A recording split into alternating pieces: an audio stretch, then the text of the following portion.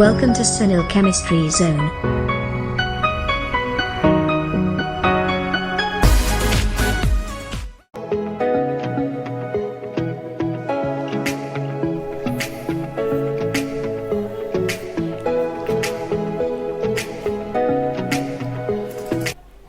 નમસ્તે વિદ્યાર્થી મિત્રો, આજનો આપણો નેક્સ્ટ ટોપિક છે ઈએમએફ શ્રેણી. બરાબર, છેલ્લે લાસ્ટ ટોપિક તમે જે ભણી ગયા એની અંદર કોષનો પ્રમાણિત પોટેન્શિયલ કઈ રીતે શોધવો એના વિશે આપણે અલગ અલગ ટેકનિક શીખી ગયા. કઈ રીતે ઓક્સિડેશન પોટેન્શિયલ નક્કી થાય, કઈ રીતે રિડક્શન પોટેન્શિયલ નક્કી થાય અને એના વિદ્યુત ધ્રુવોના મતલબ કે અર્ધકોષના પ્રમાણિત રિડક્શન અને પ્રમાણિત ઓક્સિડેશન પોટેન્શિયલના મૂલ્યોનો ઉપયોગ કરીને આપણે કોષનો પ્રમાણિત પોટેન્શિયલ કઈ રીતે શોધી શકાતો હોય છે એની માહિતી લીધા બાદ હવે આપણા ઇમ્પોર્ટન્ટ ટોપિક છે આની અંદર આપેલા. આપણે ટેક્સ્ટબુકની અંદર શરૂઆતમાં નસ્ટ ઇક્વેશનની માહિતી આપેલી છે. એ નસ્ટ ઇક્વેશન પછી તરત એક ઈએમએફ સિરીઝનું આખું કોષ્ટક આપેલું છે. આપણે એની આજે પહેલાં ચર્ચા કરીએ, એના પરથી પછી આપણે નસ્ટ ઇક્વેશન ઉપર જઈશું. તો સૌથી પહેલાં આની અંદર કીધું છે ઈએમએફ શ્રેણી. ઈએમએફ શ્રેણી એટલે એને કહેવાય ઇલેક્ટ્રોમોટિવ ફોર્સ શ્રેણી, જેના માટે શબ્દ વપરાય છે. આ શબ્દ ખાસ સમજવા જેવા છે. આને કહી શકીએ છીએ ઇલેક્ટ્રોમોટિવ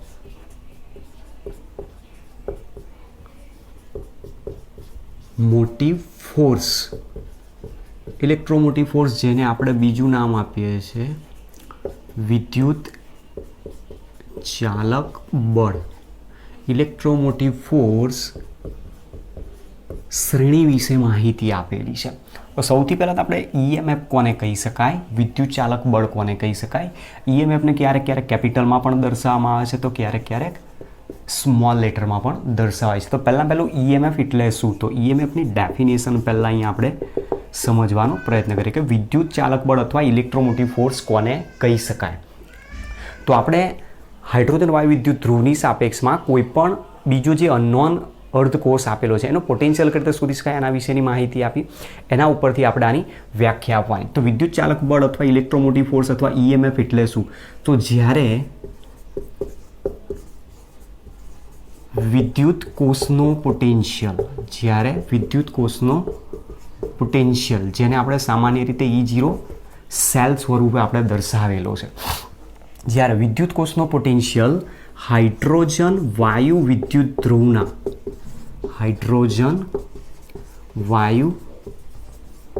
વિદ્યુત ધ્રુવના સંદર્ભમાં માપવામાં આવે ત્યારે બીજા અર્ધકોષના પોટેન્શિયલને તેનો ઈએમએફ તરીકે ઓળખવામાં આવે છે. બરાબર, આ ડેફિનેશન આની સમજાય છે. શું કહેવા માંગે છે જુઓ કે આપણી પાસે વિદ્યુત રાસાયણિક કોષ છે. સપોઝ માની લો કે જે વિદ્યુત રાસાયણિક કોષ હતો એ મુજબ અહીંયાથી જો વિચારીએ તો સપોઝ આની અંદર ધારી લો કે અહીંયા હાઇડ્રોજન વાયુ વિદ્યુત ધ્રુવ આપણે ગોઠવેલો છે. હાઇડ્રોજન વાયુ વિદ્યુત ધ્રુવને આપણે અહીંયા એનોડ ઉપર ગોઠવણી કરી છે. અહીંયા મેં ગોઠવી દીધો છે કોપર ધાતુનો સળિયો અને કોપર સલ્ફેટનું દ્રાવણ છે. સપોઝ આવું માની લઈએ આપણે.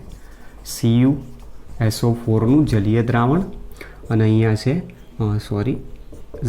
કોપર ધાતુનો સળિયો, અને આ બંનેનું જોડાણ વિદ્યુતવાહક તાર મારફતે અહીંયા 1 મીટર સાથે કર્યું, જેનું જોડાણ અહીંયા સોલ્ટ બ્રિજ મારફતે કરેલું છે.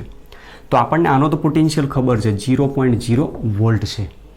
હવે એ દરમિયાન વ્યાખ્યા એવું કહેવા માંગે છે કે જ્યારે વિદ્યુત કોષનો પોટેન્શિયલ જે તમે અહીંયાથી માપશો E0 સેલ, જ્યારે વિદ્યુત કોષનો પોટેન્શિયલ હાઇડ્રોજન વાયુ વિદ્યુત ધ્રુવના સંદર્ભમાં માપવામાં આવે ત્યારે બીજા અર્ધકોષનો પોટેન્શિયલ જે કેટલો મળે છે 0.34 વોલ્ટ મળે છે. ત્યારે બીજા અર્ધકોષનો પોટેન્શિયલ એ જ એનો ઈએમએફ તરીકે ઓળખવામાં છે. મતલબ અહીંયાથી જે ઇલેક્ટ્રોન ઉત્પન્ન થાય છે, ઇલેક્ટ્રોનને વહન પામવા માટે જે બળ લાગે છે એ બળને આપણે વિદ્યુત ચાલક બળ કહે છે. અને એ બળ કેટલું છે એનું મૂલ્ય આપણે અહીંયા પોટેન્શિયલ સ્વરૂપે માપતા હોય છે. તો જ્યારે કોષનો પોટેન્શિયલ હાઇડ્રોજન વાયુ વિદ્યુત ધ્રુવના સંદર્ભમાં માપવામાં આવે ત્યારે જે બીજો અર્ધકોષ છે એના પોટેન્શિયલને આપણે વિદ્યુત ચાલક બળ એટલે કે ઇલેક્ટ્રોમોટિવ ફોર્સ તરીકે ઓળખીએ છીએ. તો EMF સિરીઝ કોને કહી શકાય? તો ઇલેક્ટ્રોમોટિવ ફોર્સ આપણે જે બતાવ્યો છે બીજા અર્ધકોષના પોટેન્શિયલના સંદર્ભમાં લીધો છે અહીંયા. તો જે બીજો અર્ધકોષ છે એનો પોટેન્શિયલ ઓક્સિડેશન પોટેન્શિયલ પણ હોઈ શકે છે, રિડક્શન પોટેન્શિયલ પણ હોઈ શકે છે. તો શરૂઆતમાં જે જૂનો સિલેબસ હતો એની અંદર ઓક્સિડેશન પોટેન્શિયલના મૂલ્યો આપેલા હતા. હવે અત્યારે જે IUPAC કમિટીએ બધા પોટેન્શિયલના મૂલ્યો આપે, રિડક્શન પોટેન્શિયલના મૂલ્યો આપે, તો એના આધારે આપણે વ્યાખ્યા આપી શકીએ કે જ્યારે વિવિધ વિદ્યુત ધ્રુવોના પ્રમાણિત ઓક્સિડેશન પોટેન્શિયલના મૂલ્યો આપ્યા હોય અને એ ઓક્સિડેશન પોટેન્શિયલના મૂલ્યોને વધુથી ઓછા મૂલ્ય તરફ ઘટતા મૂલ્યો તરફ ગોઠવવામાં ત્યારે જે શ્રેણી તૈયાર થાય એને શું કહેવાય? EMF શ્રેણી કહેવાય. હવે એની જગ્યાએ IUPAC કમિટી શું કહે છે કે રિડક્શન પોટેન્શિયલનો જ ઉપયોગ કરો. તો રિડક્શન પોટેન્શિયલનો જો ઉપયોગ કરીએ તો રિડક્શન પોટેન્શિયલના આધારે શું કહી શકાય? વિવિધ વિદ્યુત ધ્રુવોના પ્રમાણિત રિડક્શન પોટેન્શિયલના મૂલ્યો એટલે કે એના વિદ્યુત ધ્રુવ પોટેન્શિયલના મૂલ્યોને ઘટતા ક્રમમાં ગોઠવવાથી મળતી શ્રેણીને EMF શ્રેણી કહે છે. તો ડેફિનેશન અહીંયા લખીએ છીએ. વિવિધ વિદ્યુત ધ્રુવોના પ્રમાણિત રિડક્શન પોટેન્શિયલ અથવા તો જેને કહીએ છીએ વિદ્યુત ધ્રુવ પોટેન્શિયલ પણ કહી શકાય ના મૂલ્યોને ઘટતા ક્રમમાં ગોઠવવાથી મળતી શ્રેણીને EMF શ્રેણી તરીકે ઓળખવામાં આવે છે. આની જગ્યાએ તમે પ્રમાણિત ઓક્સિડેશન પોટેન્શિયલના મૂલ્યો લો તો પ્રમાણિત ઓક્સિડેશનના પોટેન્શિયલના મૂલ્યો લો તો વધુથી ઓછા તરફ ગોઠવણી કરો. પ્રમાણિત રિડક્શન પોટેન્શિયલના મૂલ્યો લો તો પણ વધુથી ઓછા તરફ ગોઠવણી કરો. અથવા કોઈ એના કરતાં ઉલટું કરે, નીચે વધારે મૂલ્ય રાખો અને ઉપર ઓછા રાખો. કોઈ પણ રીતે ગોઠવી શકાય. આપણે શક્ય હોય ત્યાં સુધી શું કરીએ? નીચે ઓછાથી ધીમે ધીમે ધીમે ધીમે ઉપર વધુ મૂલ્ય તરફ આપણે ચડતા ક્રમમાં ગોઠવે. તો અહીંયા એ જ ગોઠવણી બતાવે છે કે વિવિધ વિદ્યુત ધ્રુવોના પ્રમાણિત રિડક્શન પોટેન્શિયલના મૂલ્યોને ઘટતા ક્રમમાં એટલે વધારેથી ધીમે ધીમે ઘટતા ક્રમમાં ગોઠવવાના છે. તો ઉપર મૂલ્યો વધારે હશે, નીચે મૂલ્યો નીચે હશે અને એ પ્રમાણેની જે ગોઠવણી કરેલી છે વિદ્યુત ધ્રુવોના પોટેન્શિયલના આધારે એને જ EMF શ્રેણી તરીકે ઓળખવામાં આવે છે.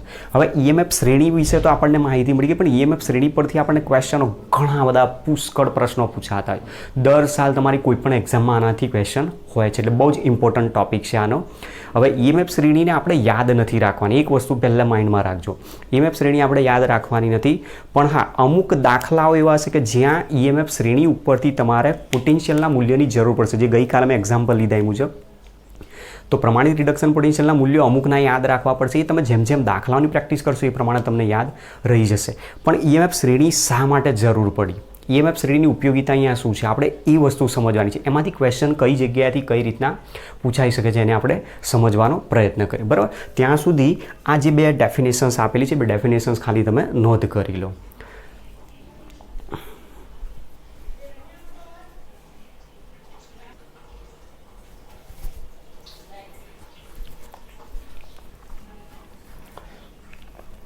જુઓ, EMF શ્રેણી આપણને આ રીતની આપેલી છે. હવે પ્રશ્ન આપણે અહીંયાથી બધા સમજવાના છે. તો સૌથી પહેલાં જે EMF શ્રેણીની વ્યાખ્યા આપી એની અંદર આપણે શું કીધું હતું? પ્રમાણિત રિડક્શન પોટેન્શિયલના મૂલ્યો. પ્રક્રિયા બધી ધ્યાનથી જુઓ, બધી જ પ્રક્રિયામાં ઇલેક્ટ્રોન ઉમેરાય છે. ઇલેક્ટ્રોન ઉમેરાય છે, પ્રક્રિયા આપેલી છે રિડક્શન, અને એના કારણે જે બધા મૂલ્યો આપેલા છે બધા કયા કહી શકાય? પ્રમાણિત રિડક્શન પોટેન્શિયલ. તો વિવિધ વિદ્યુત ધ્રુવોના પ્રમાણિત રિડક્શન પોટેન્શિયલના મૂલ્યોને ઘટતા ક્રમમાં, તમે જુઓ મૂલ્યો ધીમે ધીમે ઘટતા જાય છે, ઘટતા ક્રમમાં ગોઠવવાથી મળતી શ્રેણીને EMF શ્રેણી કહેવામાં આવે છે. હવે આ EMF શ્રેણીની અંદર એક તમારે મેઇન ટાર્ગેટ રાખવાનો છે હાઇડ્રોજન વાયુ વિદ્યુત ધ્રુવ. હાઇડ્રોજન વાયુ વિદ્યુત ધ્રુવ જે આપેલો છે એને હાઇલાઇટ કરી દેવાનો. જેની વેલ્યુ છે 0, એની ઉપર જે મૂલ્યો આપ્યા બધા પોઝિટિવ છે, એની નીચે જે મૂલ્યો આપ્યા છે બધા નેગેટિવ છે. તો તમે જોઈ શકો છો હાઇડ્રોજન વાયુ વિદ્યુત ધ્રુવ કરતાં શ્રેણીમાં ઉપર રહેલા બધા જ વિદ્યુત ધ્રુવોના પોટેન્શિયલના મૂલ્યો પોઝિટિવ છે, જ્યારે હાઇડ્રોજનના વિદ્યુત ધ્રુવની સાપેક્ષમાં નીચે રહેલા બધા જ વિદ્યુત ધ્રુવોના પોટેન્શિયલના મૂલ્યો નેગેટિવ દર્શાવેલા છે. હવે આના આધારે આપણે પ્રશ્નો કયા પૂછાય, તમને અલગ અલગ પોટેન્શિયલના મૂલ્યો આપી દીધા હોય અથવા ધાતુ આયન આપ્યો હોય અથવા ધાતુ આપેલો હોય અને પૂછે આમાંથી પ્રબળ રિડક્શન કરતા કોણ, પ્રબળ ઓક્સિડેશન કરતા કોણ. હવે એ વસ્તુને આપણે સમજવાની છે. તો અહીંયા પોઈન્ટ લખતો જાઉં છું, એ ધ્યાન રાખજો. જેની ઇલેક્ટ્રોન મેળવવાની વૃત્તિ વધુ તેની રિડક્શન પ્રક્રિયા અનુભવવાની વૃત્તિ વધુ તે પ્રબળ. હવે શબ્દ આના પરથી સમજો. ઓક્સિડેશન પ્રક્રિયા કોણ અનુભવે? રિડક્શન કરતા હોય, અને રિડક્શન પ્રક્રિયા કોણ અનુભવે? ઓક્સિડેશન કરતા. તો અહીંયા કીધું કે ઇલેક્ટ્રોન મેળવવાની વૃત્તિ વધારે, તો મતલબ રિડક્શન પ્રક્રિયાનું જે રિડક્શન પ્રક્રિયા અનુભવે તે પ્રબળ ઓક્સિડેશન કરતા તરીકે ગણાય. હવે આના કરતાં ઉલટું, જેની ઇલેક્ટ્રોન ગુમાવવાની વૃત્તિ વધુ તેની ઓક્સિડેશન પ્રક્રિયા અનુભવવાની વૃત્તિ વધુ તે પ્રબળ રિડક્શન કરતા ગણાશે. તો તમારે આ બે પોઈન્ટ અહીંયાથી ખાસ ધ્યાન રાખવાના. ઓક્સિડેશન કરતા અને રિડક્શન કરતાની આપણે ઓળખ બતાવવાની છે. તો તમે અહીંયા ઉપરથી નીચે તરફ જાઓ છો, ઉપરથી જેમ જેમ નીચે તરફ જાઓ છો એમ તમે જુઓ આની ઇલેક્ટ્રોન મેળવવાની વૃત્તિ વધારે એટલે એનો રિડક્શન પોટેન્શિયલ સૌથી વધારે. પછી ધીમે ધીમે રિડક્શન પોટેન્શિયલના મૂલ્યો ઘટતા ગયા, મતલબ ઇલેક્ટ્રોન મેળવવાની વૃત્તિ શું થાય છે? ઘટે છે. એનો મતલબ અહીંયા હું આ રીતે દર્શાવી શકું છું. તમે નીચેથી ઉપરની તરફ જાઓ છો, આ પ્રમાણે નીચેથી ઉપરની તરફ જઈએ છે એમ ઇલેક્ટ્રોન મેળવવાની વૃત્તિ વધે છે. ઇલેક્ટ્રોન મેળવવાની વૃત્તિ વધતી જાય છે. જ્યારે એના કરતાં ઉલટું તમે જોઈ શકો છો કે અહીંયા ઉપરથી નીચેની તરફ જ્યારે આવવામાં આવે છે, આ તરફ, બરોબર છે, જે પોઈન્ટ આપ્યો છે હું અહીંયા લખી દઉં છું આગળ. જ્યારે શ્રેણીમાં ઉપરથી નીચેની તરફ આવવામાં, ઉપરથી નીચે આવો છો એમ ધીમે ધીમે એના રિડક્શન પોટેન્શિયલના મૂલ્યો ઘટતા જાય, તો સામે ઓક્સિડેશન પોટેન્શિયલના મૂલ્યો પ્લસમાં આવતા જશે, મતલબ વધતા જશે. તો એના આધારે કહી શકીએ કે ઉપરથી નીચે જવામાં આવે તેમ ઇલેક્ટ્રોન ગુમાવવાની વૃત્તિ વધતી જાય. તો ઈએમએફ શ્રેણીમાં નીચેથી ઉપરની તરફ જાઓ, ઇલેક્ટ્રોન મેળવવાની વૃત્તિ વધે છે, તો રિડક્શન પ્રક્રિયા અનુભવવાની વૃત્તિ વધે. રિડક્શન પ્રક્રિયા અનુભવવાની વૃત્તિ વધે તો મતલબ ઓક્સિડેશન કરતા તરીકેની પ્રબળતા વધે. તો એ અહીંયા લખી શકીએ છીએ ઓક્સિડેશન કરતા તરીકેની પ્રબળતા વધતી જાય છે. બરોબર. અહીંયા એના કરતાં ઉલટું છે. ઉપરથી નીચે તરફ જાઓ છો એમ એની ઇલેક્ટ્રોન ગુમાવવાની વૃત્તિ વધતી જાય, તો ઓક્સિડેશન પ્રક્રિયા અનુભવવાની વૃત્તિ વધે, તો મતલબ રિડક્શન કરતા તરીકેની પ્રબળતા વધે. તો આના અહીંયા લખી શકીએ છીએ, એટલે કે રિડક્શન કરતા તરીકેની પ્રબળતા વધે છે. બરાબર. આટલી વસ્તુ તમારી બુકની અંદર સમજાય છે. મેં અમુકના અહીંયાથી પોઈન્ટ, અમુક રિડક્શન પોટેન્શિયલ મૂલ્યો અમુકના નથી લખ્યા, બરાબર, બોર્ડની લિમિટ છે એટલા માટે. તો આની અંદરથી આ પ્રમાણે આપણી પાસે ઈએમએફ સિરીઝ સામે આપેલી છે. હવે તમારે ઈએમએફ સિરીઝની અંદર એક આની પોટેન્શિયલ નથી આપેલો, કેડમિયમનું પ્રમાણિત રિડક્શન પોટેન્શિયલ આપેલો નથી, એને તમારે ત્યાં લખી દેવાનું. કોની વચ્ચે? નિકલ અને એફી બંનેની વચ્ચે -0.44 અને -0.25ની વચ્ચે તમારે લખવાનું. દાખલાની અંદર આની વેલ્યુની જરૂર પડશે. હવે આના ઉપરથી શું કહેવા માગે છે? ઈએમએફ શ્રેણીની અંદરથી તમે જોઈ શકો છો કે અહીંયા આપેલી છે લિથિયમ ધાતુઓ છે. લિથિયમની ઉપર પોટેશિયમ, પોટેશિયમની ઉપર કેલ્શિયમ છે, કેલ્શિયમની ઉપર સોડિયમ. તો આ બધી શું આપી છે? સક્રિય ધાતુઓ આપેલી છે. સક્રિય ધાતુ હોવાના કારણે ધાતુનો ગુણધર્મ હંમેશા ઇલેક્ટ્રોન ગુમાવવાનો છે. જ્યારે અહીંયા તમને આપેલું છે, જુઓ ફ્લોરિન આપેલો છે, અધાતુ આપેલી છે. ફ્લોરિન વિદ્યુત ઋણી છે પ્રબળ, તો જેની વિદ્યુત ઋણતા વધારે, ઇલેક્ટ્રોન ખેંચવાની ક્ષમતા વધારે, તો ઇલેક્ટ્રોન મેળવવાની વૃત્તિ વધારે છે. આની ઇલેક્ટ્રોન મેળવવાની વૃત્તિ વધારે હોવાના કારણે પ્રબળ ઓક્સિડેશન કરતા તરીકે વર્તે. સામે આની ઇલેક્ટ્રોન ગુમાવવાની વૃત્તિ વધારે છે, તો ઇલેક્ટ્રોન ગુમાવવાની વૃત્તિ વધારે હોવાના કારણે પ્રબળ રિડક્શન કરતા તરીકે વર્તે છે. તો આપણે આના ઉપરથી કહી શકીએ F2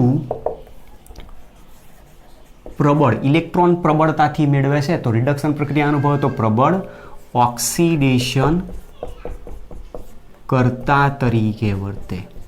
સામે લિથિયમ આયન જે આપેલો છે, લિથિયમ આયન ઇલેક્ટ્રોન ગુમાવવાની વૃત્તિ વધારે છે, તો એ પ્રબળતાથી ઓક્સિડેશન પ્રક્રિયા અનુભવે તો પ્રબળ રિડક્શન કરતા તરીકે વર્તે. પહેલો ક્વેશ્ચન તમારો આ છે EMF શ્રેણી ઉપરથી.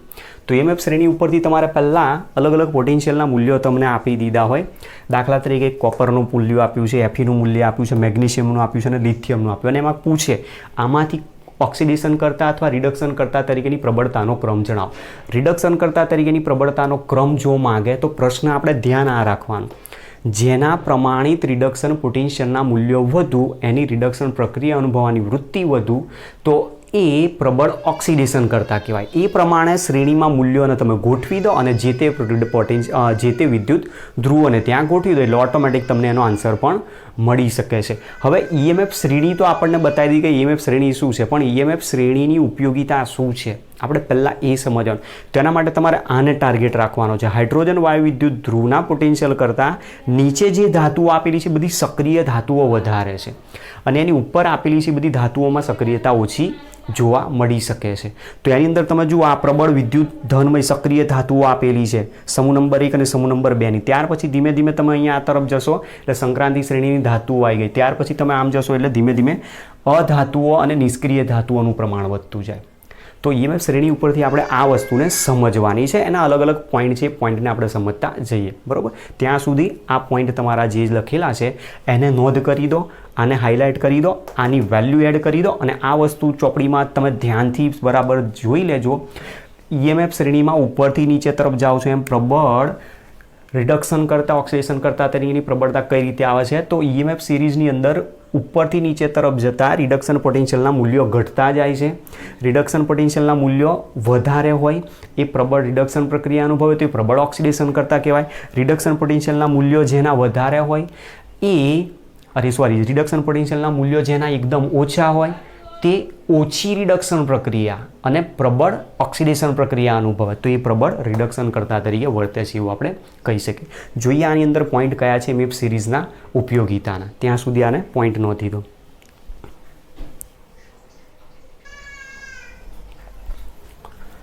ચલો હવે પોઈન્ટ જોઈએ છે આપણે EMF શ્રેણીની ઉપયોગિતા, એપ્લિકેશન્સ જેને કહીએ છીએ આપણે.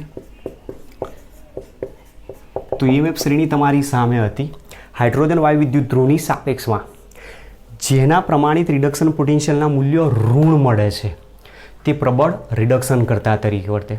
હાઇડ્રોજન વાયુ વિદ્યુત ધ્રુવની સાપેક્ષમાં જેના પ્રમાણિત રિડક્શન પોટેન્શિયલના મૂલ્યો ધન મળતા હતા એ પ્રબળ ઓક્સિડેશન કરતા તરીકે વર્તે છે.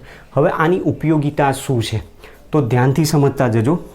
પહેલી ઉપયોગિતા, EMF શ્રેણીમાં ઉપરથી નીચે તરફ આવીએ તેમ ઇલેક્ટ્રોન ગુમાવવાની વૃત્તિ વધે છે, તેમ રિડક્શન પ્રક્રિયા અનુભવવાની વૃત્તિ વધે, તેમ તેની ઓક્સિડેશન કરતા તરીકેની પ્રબળતા વધે. એટલે કે ઉપરથી નીચે તરફ જતાં ઓક્સિડેશન કરતા તરીકેની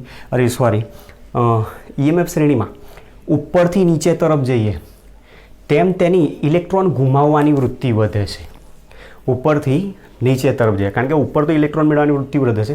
EMF શ્રેણીમાં ઉપરથી નીચે તરફ જતાં એની ઇલેક્ટ્રોન ગુમાવવાની વૃત્તિ વધે છે, તો ઓક્સિડેશન પ્રક્રિયા અનુભવવાની વૃત્તિ વધે તો પ્રબળ રિડક્શન કરતા તરીકે વર્તે.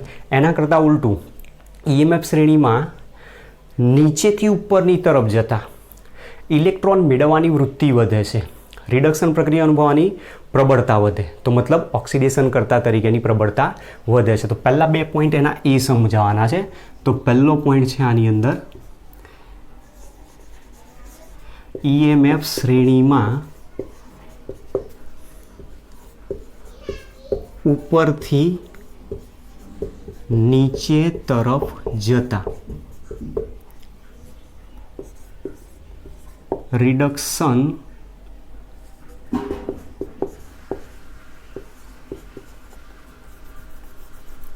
ઉપરથી નીચે તરફ જતા ઇલેક્ટ્રોન મેળવવાની વૃત્તિ ઘટે છે એવું લખી શકું, અથવા ગુમાવવાની વૃત્તિ વધે. ઇલેક્ટ્રોન મેળવવાની વૃત્તિ ઘટે છે અથવા ઇલેક્ટ્રોન ગુમાવવાની વૃત્તિ વધે છે. ઉપરથી નીચે તરફ જતા ઇલેક્ટ્રોન મેળવવાની વૃત્તિ ઘટે છે, તેથી રિડક્શન પ્રક્રિયા, અથવા આના કરતાં આપણે ઉલટું લખીએ, આમાં આખું ચેન્જ કરી નાખીએ, નીચેથી ઉપરની તરફ જઈએ. જે પ્રમાણે આપણને સિરીઝ સમજાવેલી છે એ રીતે સમજીએ એટલે થોડું સમજવામાં આપણને ઇઝી પડે, કારણ કે આની અંદર થોડુંક ટ્વિસ્ટ અને અંદર જાણે મિક્સ થતું હોય એવું આપણને લાગશે. ચલો તો પોઈન્ટને અહીંયા થોડુંક અલગથી સમજાવવાનો પ્રયત્ન કરીએ. ઈએમએફ શ્રેણીમાં નીચેથી ઉપરની તરફ જતા ઇલેક્ટ્રોન મેળવવાની વૃત્તિ વધે છે. બરાબર, નીચેથી આપણે ઉપર તરફ જઈએ. નીચે લિથિયમ છે, ઇલેક્ટ્રોન હંમેશા ગુમાવવાની સક્રિય ધાતુ છે. ઉપર ફ્લોરિન છે, ઇલેક્ટ્રોન મેળવવાની વૃત્તિ વધે. નીચેથી ઉપરની તરફ જતા ઇલેક્ટ્રોન મેળવવાની વૃત્તિ વધે, તો મતલબ રિડક્શન પ્રક્રિયા અનુભવવાની વૃત્તિ વધે. તેથી નીચેથી ઉપરની તરફ જાઓ છો એમ રિડક્શન પ્રક્રિયા અનુભવવાની વૃત્તિ પ્રબળ બનતી જાય. તો જેની ઇલેક્ટ્રોન મેળવવાની વૃત્તિ પ્રબળ, રિડક્શન પ્રક્રિયા અનુભવવાની વૃત્તિ પ્રબળ છે, એ પ્રબળ ઓક્સિડેશન કરતાં વધે. તેથી નીચેથી ઉપરની તરફ જતા ઓક્સિડેશન કરતા તરીકેની પ્રબળતા વધે. એક આના ઉપરથી આપણે સમજાવી શકીએ છીએ. નંબર 2, બીજા નંબરમાં આના કરતાં ઉલટું આખું આવશે. આની અંદર હવે શું આવશે? ઉપરથી નીચે તરફ જતા ઇલેક્ટ્રોન ગુમાવવાની વૃત્તિ વધે. ઈએમએફ શ્રેણીમાં ઉપરથી નીચે તરફ જતા ઇલેક્ટ્રોન ગુમાવવાની વૃત્તિ વધે. તેથી ઓક્સિડેશન પ્રક્રિયા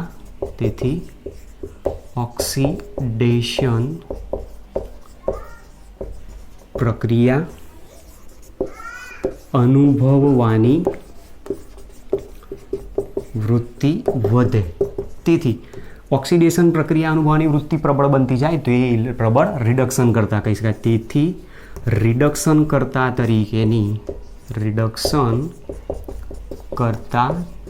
તરીકેની પ્રબળતા વધે. આ બીજો પોઈન્ટ આપણે જે સમજાય. પોઈન્ટ નંબર 3, ઈએમએફ શ્રેણીનો ઉપયોગ કરીને તમે એક કોષ રચી શકો છો. જે કોષમાં એનોડ અને કેથોડ કોણ હશે એ તમે એના ઉપરથી નક્કી કરી શકો છો. તો એ પોઈન્ટ લખીએ. ઈએમએફ શ્રેણી દ્વારા એનોડ અને કેથોડ તરીકે વિદ્યુત ધ્રુવ નક્કી કરી શકાય અને તેના દ્વારા રચાતા કોષનો પ્રમાણિત પોટેન્શિયલ E0 સેલ જેને પ્રમાણિત પોટેન્શિયલ માપી શકાય છે. બરાબર, એક આ પોઈન્ટ આના ઉપરથી સમજાઈ શકીએ છીએ. ચલો પોઈન્ટ નંબર 4 શું કહે છે? પોઈન્ટ નંબર 4 એવું કહે છે કે ઈએમએફ શ્રેણીની અંદર જેના વિદ્યુત ધ્રુવ પોટેન્શિયલના મૂલ્યો ઋણ છે એને તમે એનોડ તરીકે અને જેના વિદ્યુત ધ્રુવ પોટેન્શિયલના મૂલ્યો ધન છે તેને તમે કેથોડ તરીકે વાપરી શકો છો, જેના કારણે જેના પ્રમાણિત અથવા તો જેના રિડક્શન પોટેન્શિયલના મૂલ્યો ઋણ છે તે ધાતુઓ બીજા ધાતુ આયનના ક્ષારમાંથી તે ધાતુનું વિસ્થાપન કરી શકે છે. જેના પ્રમાણિત રિડક્શન પોટેન્શિયલના મૂલ્યો ઋણ હોય તે ધાતુ અન્ય ધાતુ ક્ષારના દ્રાવણમાંથી તે ધાતુ આયનનું વિસ્થાપન કરી શકે છે. જુઓ, આ પોઈન્ટ આપણે ચેપ્ટરની શરૂઆતમાં જ સમજાયો હતો. કોપર સલ્ફેટનું દ્રાવણ એમાં ઝીંક ધાતુનો સળિયો તમે મૂક્યો તો રિડક્શન પોટેન્શિયલ કોનો ઓછો છે? ઝીંકનો. બરાબર. તો અહીંયા આપણે પ્રશ્નમાં એ જ લખેલું છે કે જેના પ્રમાણિત રિડક્શન પોટેન્શિયલના મૂલ્યો ઋણ કોપર અને ઝીંક, કોપર +0.34 છે, ઝીંક -0.76 છે.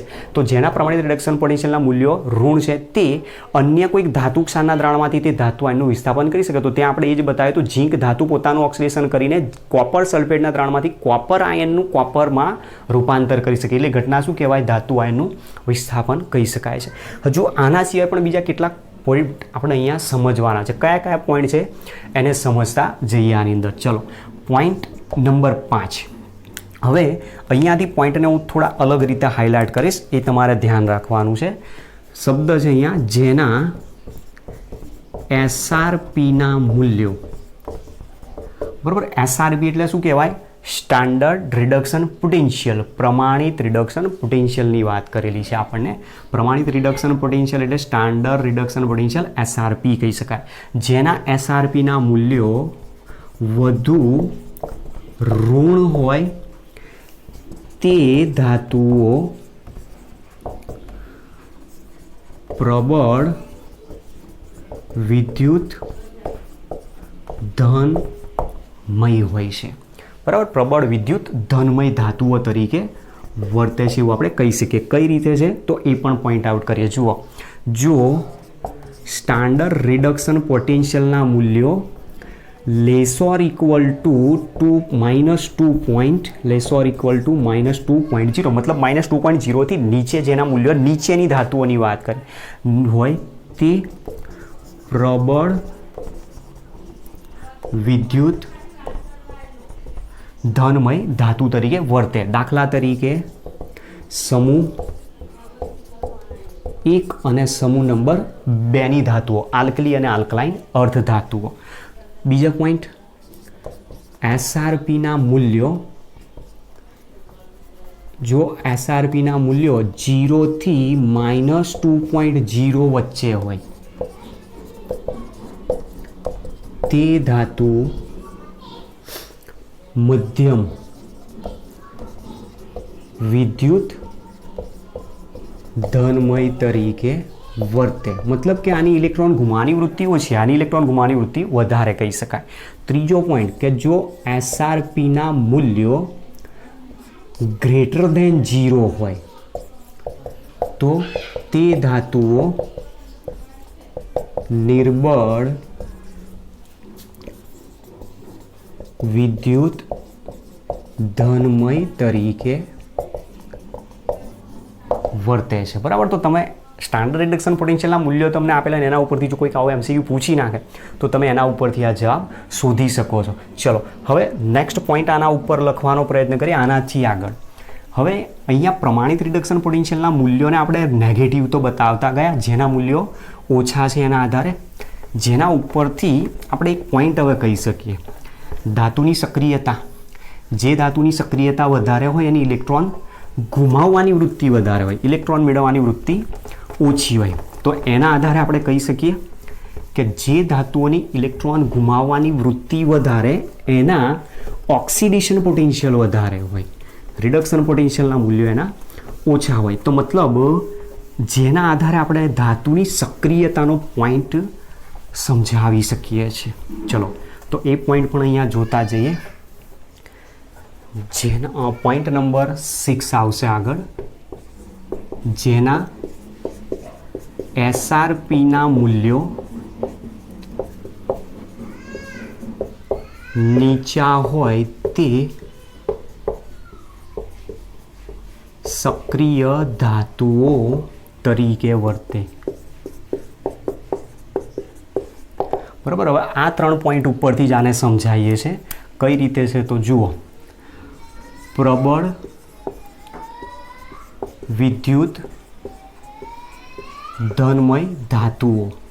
પ્રબળ વિદ્યુત ધનમય ધાતુઓ જેને એસઆરપીના મૂલ્યો ખૂબ જ નીચા છે તો તે સૌથી સક્રિય ધાતુઓ, સૌથી વધુ સક્રિય ધાતુઓ છે. દાખલા તરીકે ઉદાહરણ લિથિયમ, પોટેશિયમ, સોડિયમ જેવી ધાતુઓ આવી શકે છે આની અંદર. બીજો પોઈન્ટ મોડરેટરી મતલબ મધ્યમ વિદ્યુત ધનમય ધાતુઓ. હવે એના કારણે ઘટના શું બને છે આપણે એ આમાં થોડીક હાઇલાઇટ કરવાનો પ્રયત્ન કરીએ કે જે ધાતુઓ સક્રિય વધારે હોય તે ધાતુઓ સૌથી વધુ સક્રિય ધાતુ તરીકે વર્તે અને તે ઠંડા પાણી સાથે પ્રક્રિયા કરી હાઇડ્રોજન વાયુ ઉત્પન્ન કરે. તો તમે જુઓ કે પાણીની અંદર જ્યારે સોડિયમ ધાતુ ઉમેરી દેવામાં, પાણીની અંદર પોટેશિયમ ધાતુ ઉમેરી દેવામાં, લિથિયમ ધાતુ ઉમેરવામાં, મેગ્નેશિયમ ધાતુ ઉમેરી દેવામાં, તો એ શું કરે છે? તરત જ એમાંથી વિસ્ફોટ કરે છે. વિસ્ફોટ કોના કારણે થયો? હાઇડ્રોજન વાયુ જે છે, દહનશીલ વાયુ છે, એના કારણે ઉત્પન્ન થાય. ચલો બીજા નંબરમાં પોઈન્ટ કીધો મધ્યમ વિદ્યુત ધનમય ધાતુઓ. મધ્યમ વિદ્યુત ધનમય ધાતુઓ જે મધ્યમ સક્રિય ધાતુ તરીકે વર્તે. તે પાણીની બાષ્પમાંથી હાઇડ્રોજન વાયુ ઉત્પન્ન કરી શકે છે. મતલબ કે જે મોડરેટરી છે, જેના પોટેન્શિયલના મૂલ્યો 0 થી -2D વચ્ચે છે, એ ઠંડા પાણી સાથે પ્રક્રિયા નહીં આપી શકે. પણ જો પાણીની બાષ્પ લેવામાં આવશે, વરાળ સાથે પ્રક્રિયા કરવામાં તો તરત હાઇડ્રોજન વાયુ ઉત્પન્ન કરાવી શકે છે. અને ત્રીજું નિર્બળ વિદ્યુત ધનમય ધાતુઓ જે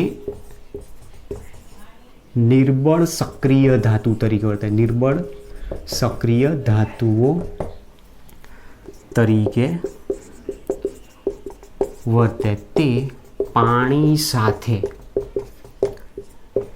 હાઇડ્રોજન વાયુ ઉત્પન્ન કરતી નથી. બરોબર છે. આની અંદર તમે એક્ઝામ્પલ આપવા હોય તો એક્ઝામ્પલ કયા આપી શકો? ઝીંક ધાતુનું તમે અહીંયા ઉદાહરણ આપી શકો છો. ઝીંક છે, પછી એ પ્રમાણે આની અંદર લેડ ધાતુ છે, ટીન ધાતુ છે. આવી બધી ધાતુઓ જે આપેલી છે મધ્યમ પ્રબળ કહી શકાય. પણ જેની પ્રબળતા એકદમ ઓછી છે, જે નિર્બળ સક્રિય ધાતુઓ છે, એ નિર્બળ સક્રિય ધાતુઓ પાણી સાથે પ્રક્રિયા નથી આપતી. તો દાખલા તરીકે તમે અહીંયા લખી શકો છો સિલ્વર છે, કોપર છે, મર્ક્યુરી છે અને ઓરમ. આવી બધી જે ધાતુઓ આપેલી છે એ બધી કેવી કહેવાય? નિષ્ક્રિય ધાતુ તરીકે મોટા ભાગે વર્તે છે. અને આવી ધાતુઓ અહીંયા પાણી સાથે કોઈ દિવસ પ્રક્રિયા આપતી નથી. ચલો ત્યાર પછીનો પોઈન્ટ, નેક્સ્ટ પોઈન્ટ નંબર 7 ઉપર જઈએ. હવે 7મો પોઈન્ટ આપણને શું કહેવા માંગે છે? તો 7મો પોઈન્ટ આપણને એવું કહે છે કે જે ધાતુઓના અથવા જે વિદ્યુતધ્રુવોના, સામાન્ય રીતે ધાતુ શબ્દ વાપરીશ, જે ધાતુઓના એસઆરપીના મૂલ્યો નીચા હોય, મતલબ નેગેટિવ આપેલા હોય, જે ધાતુઓના એસઆરપીના મૂલ્યો નીચા હોય તે ધાતુના ઓક્સાઇડ ઉષ્મીય રીતે વધુ સ્થાયી હોય છે. શબ્દને ધ્યાનથી સમજજો જે કહેવા માંગે છે. જેના એસઆરપીના મૂલ્યો વધુ નીચા હોય તે ધાતુઓના ઓક્સાઇડ ઉષ્મીય રીતે વધુ સ્થાયી હોય છે. બરાબર. કદાચ આના ઉપરથી તમને પ્રશ્ન આપી દે, કોઈકના ઓક્સાઇડ આપી દીધા અને પોટેન્શિયલના મૂલ્યો આપેલા અને એમાંથી પૂછે કે કોની ઉષ્મીય સ્થિરતા વધારે, તો તમે આના ઉપરથી જવાબ આપી શકો છો. તો આને આપણે પોઈન્ટ નંબર 7 આપીએ છીએ. ચલો પોઈન્ટ નંબર 8. 8મો પોઈન્ટ શું કહે છે કે જેના એસઆરપીના મૂલ્યો નીચા હોય, ઓલરેડી આગળ પોઈન્ટ આવી ગયેલો છે, જેના એસઆરપીના મૂલ્યો નીચા હોય તે ધાતુ અન્ય ધાતુ ક્ષારમાંથી ધાતુનું વિસ્થાપન કરાવી શકે છે, જે ઓલરેડી આપણે પોઈન્ટ ભણી ગયા છીએ. ચલો ત્યાર પછી નંબર 8, જેના એસઆરપીના મૂલ્યો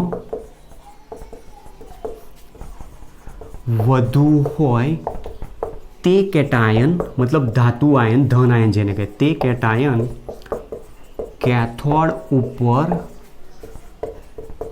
સૌ પ્રથમ ડિસ્ચાર્જ પામે છે. મતલબ અહીંયા કહેવા શું માગે છે કે આગળ થિયરી આવશે આપણી વિદ્યુત વિભાજન કોષની. વિદ્યુત વિભાજનનું દ્રાવણ લીધેલું હશે, એ દ્રાવણમાં જો એક કરતાં વધુ ધન આયન આપેલા હોય તો ધન આયનો કેથોડ ઉપર રિડક્શન પ્રક્રિયા અનુભવવા માટે જાય, તો એ દરમિયાન જેનો રિડક્શન પોટેન્શિયલ વધારે હશે ને એ જ ત્યાં કેથોડ ઉપર રિડક્શન પ્રક્રિયા અનુભવે, આના કરતાં ઉલટું. અને જેના એસઆરપીના મૂલ્યો નીચા હોય તે એનાયન એનોડ ઉપર ડિસ્ચાર્જ પામે છે. બરાબર. તો આના અંદર આપણે કોઈ ક્રમ કોઈનો યાદ રાખવાનો છે કે કયો ધાતુ આયન ઝડપથી ડિસ્ચાર્જ થાય, સીધા જ રિડક્શન પોટેન્શિયલના મૂલ્યો શોધી નાખો. રિડક્શન પોટેન્શિયલના મૂલ્યોના આધારે તમે ડાયરેક્ટ સીધો જવાબ એનો આપી શકો છો. અને આની અંદર તમારે જે ક્રમ યાદ રાખવાનો છે એ બીજો એક ક્રમ અહીંયા છે, જે આ તમારે યાદ રાખી લેવાનો છે. SO4 2- is less than OH minus, is less than Cl minus, is less than Br minus, is less than I minus. Anion જ્યારે આપેલા હોય ત્યારે એ વખતે તમારે આની ક્રમની કોઈ એક જગ્યાએ જરૂર પડશે થિયરીમાં, ત્યાં હું આને રિમાઇન્ડ કરાવી દઈશ. અને લાસ્ટ પોઈન્ટ છે આની અંદર કે જેના એસઆરપીના મૂલ્યો નીચા હોય, જેના સ્ટાન્ડર્ડ રિડક્શન પોટેન્શિયલના મૂલ્યો નીચા હોય તે ધાતુનું ક્ષારણ સરળતાથી ઝડપથી થઈ શકે છે. જેના એસઆરપીના મૂલ્યો નીચા હોય તે ધાતુનું ક્ષારણ ઝડપથી થાય છે. બરાબર. તો આ વસ્તુ આપણને સમજાય રહે છે EMF શ્રેણીની ઉપયોગિતા શું છે. તો અહીંયા જે EMF સિરીઝ આપણને આપેલી છે, EMF સિરીઝની અંદરથી ઘણી બધી અહીંયાથી માહિતી મળે છે. ક્યારેક આની પ્રશ્ન તમારો MCQમાં જ મોટા ભાગે પૂછાતો હોય, કોઈ આખી ઉપયોગિતા નહીં આપે, કારણ કે આપણી બુકમાં ઉપયોગિતા આપેલી નથી. પણ MCQની અંદર અલગ અલગ પ્રશ્ન પૂછાય. ઓક્સિડેશન કરતા તરીકેની પ્રબળતાનો ચડતો ઉતરતો ક્રમ ગોઠવો, રિડક્શન કરતા તરીકેની પ્રબળતાનો ચડતો ઉતરતો ક્રમ ગોઠવો, અથવા તો પછી કોણ પ્રબળ રિડક્શન કરતા છે, કોણ પ્રબળ ઓક્સિડેશન કરતા છે, પોટેન્શિયલના મૂલ્યો આપેલા હોય, ખાલી તમને ધાતુઓ પણ આપી દીધી હોય. એ વસ્તુ સમજવા જેવી. જસ્ટ માની લો કે શબ્દ આ રીતે તમને માત્ર ધાતુઓ આપેલી છે, ધાતુ તરીકે Mn, Fe, CO, Ni, Cu આવી ધાતુઓ તમને આપેલી છે અને એ ધાતુઓ માટે પૂછે કે આની ઓક્સિડેશન કરતાં રિડક્શન કરતાં તેની કે પ્રબળતાનો ક્રમ ગોઠવો. તો તમે ડાબીથી જમણી બાજુ અહીંયા આવર્ત આપેલો છે, ડાબીથી જમણી બાજુ જાવ એટલે કદમાં શું થાય? ઘટાડો. કદમાં ઘટાડો થાય તો ઇલેક્ટ્રોન મેળવવાની વૃત્તિ વધે, ઇલેક્ટ્રોન મેળવવાની વૃત્તિ વધે તો રિડક્શન કરતાં તરીકેની પ્રબળતા ક્રોપનની વધતી જાય, રિડક્શન કરતાં તરીકેની પ્રબળતા વધે તો એની ઓક્સિડેશન કરતા તરીકેની પ્રબળતા વધારે. તો આ પ્રબળ ઓક્સિડેશન કરતાં તમે આમ જશો એમ ધીમે ધીમે ઓક્સિડેશન કરતા તરીકેની પ્રબળતા ઓછી થતી જાય. એક આ ક્વેશ્ચન પૂછે. MCQની અંદર ટ્રુ ફોલ્સનો આમાંથી ક્વેશ્ચન પૂછી શકે, ખરા ખોટાની અંદર તમને આપી શકે છે. બરાબર. તો આ રીતનો આપણો આજનો જે પોઈન્ટ હતો એ EMF સિરીઝ એટલે શું, EMF શ્રેણીની ઉપયોગિતા શું છે. તો જેટલા પણ નવે નવ પોઈન્ટ આપ્યા છે એ ધ્યાનથી બધા નવે નવ પોઈન્ટ તૈયાર કરી દેવાના. ગમે ત્યારે આગળની થિયરીમાં તમારે જરૂર પડે તમારે આને રિમાઇન્ડ કરવાના રહેશે. Okay, thanks to all. લખી લેજો આ પોઈન્ટને.